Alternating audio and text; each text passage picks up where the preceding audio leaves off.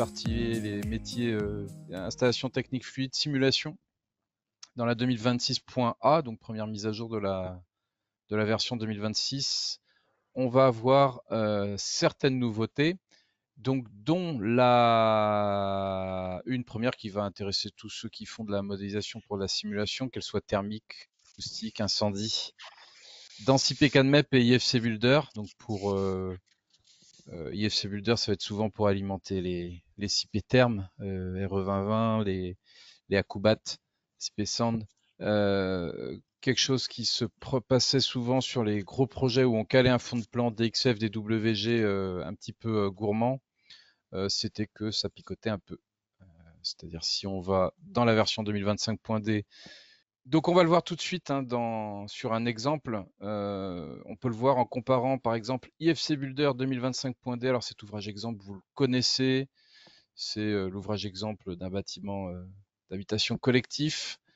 Si on fait F4, on fait apparaître, disparaître un fond de plan qui est pas le plus lourd, celui-ci, mais on a des clients qui ont souvent en support technique, des plans qui vont être un peu plus lourds, mais même sur celui-ci, on va pouvoir comparer.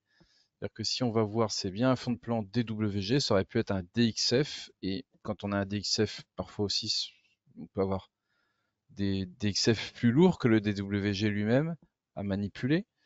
Et qu'est-ce qui se passait en 2025.D ou antérieur quand on zoomait? Voilà, c'est pas le plus lourd encore une fois, mais on avait ces petits phénomènes de clignotement, de lourdeur, ce qui faisait que on en venait à recommander à certains utilisateurs quand ils ont un